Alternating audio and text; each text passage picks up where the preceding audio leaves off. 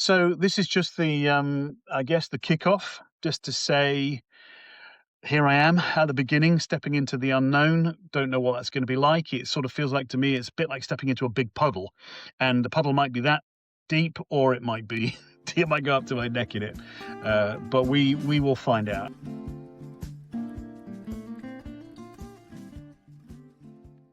Hi everybody, Sandy here. I thought I would do a little video diary about the whole situation with the myeloma. Today is the 28th of March, 2026.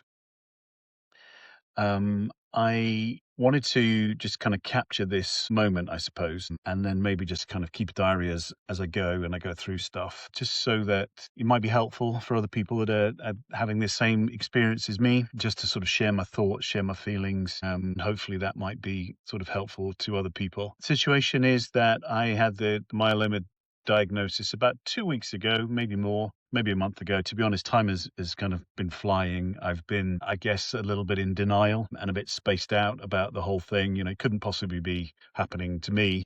Must be happening, I'm waiting for somebody to come along and say, oh, no, just kidding. Because I feel fine. I feel absolutely fine. The situation came about because I was admitted into hospital with pneumonia.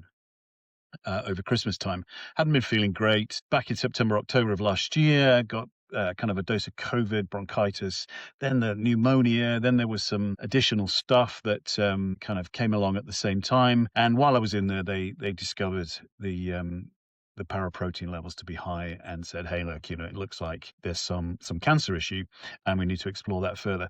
It was very surreal.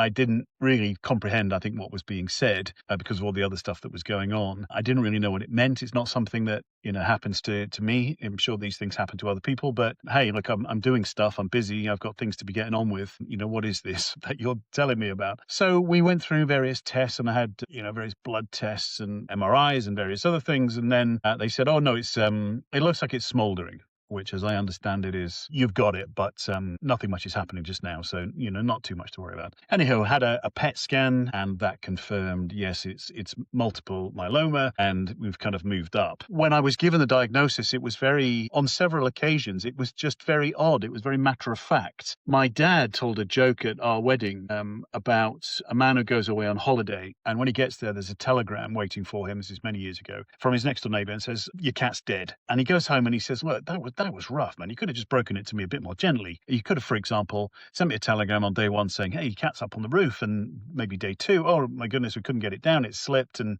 day three, it's hurt itself. And, maybe day four, it hasn't made it. It's died. Really sorry about that. And anyway, the next year he goes away on holiday, same hotel. When he gets there, there's a telegram waiting for him, says, your mother is on the roof. Now, I could have done with something like that said, hey, let's sit down, let's talk about it. There are maybe some issues that we need to discuss, but didn't get that, got straight into, here's the diagnosis by telling me about, things on the chart. And that's okay. I'm not kind of pointing any fingers at anybody. That's all right. It just added to the kind of the surreal nature of this is what's going on. And so I did, a bunch of research on the internet, which turns out to be a massive mistake because you see all sorts of things that have happened to other people, and it's really difficult to know, is that what's going to happen to me, because at the moment, as I said, it doesn't really sort of feel real. And there were moments along the way where, again, it was just odd. There was an issue after the PET scan that there's possibly a lesion in the prostate. So we go and see the urology doctor, and he opens up the original report and he reads page one, and he says, oh, looks like you've had a potential diagnosis of myeloma, but looks like everything's fine. And my wife and I looked at each other and kind of like, Doc, hang on a sec. That's kind of not what we've heard. And then he opened page two and he says, my bad. Turns out you're not. So we'd had a number of things like that, just kind of very surreal moments as we've been getting to grips with what is this thing over the last kind of month and a half until we knew exactly what was happening. And then we've been in to see, the doctor and the specialist and so on and so forth. Anyway, where we are in the process is chemo starts Monday. And I'm going to try and keep this as a weekly diary, just checking in Probably won't do them from my car, but I am going to try and post something online every week if I can, just to kind of keep as a diary for me and for others. I guess everybody's experience is going to be different, and so I'll just have to see what happens. But I didn't find a vast amount of stuff when I was looking online that was particular to UK. I probably just wasn't looking in the right place, to be fair. But thus far, it's a bit of a phony war. We've had the diagnosis, but it feels like the war hasn't started. So come Monday, I'm in for the first dose of the chemo. I'm taking the 4-level treatment. So there's 2 injections, there's 2 pills, 4 sets of 28 days, see how that gets on. Then because I'm so young and fit, I wish, there's talk about a stem cell replacement. And then after that, another 2 28-day cycles. Whether I'll keep those 4 elements of the treatment going for the full 6 cycles, I don't know. We'll have to see. And how that affects me, we'll have to see how that goes.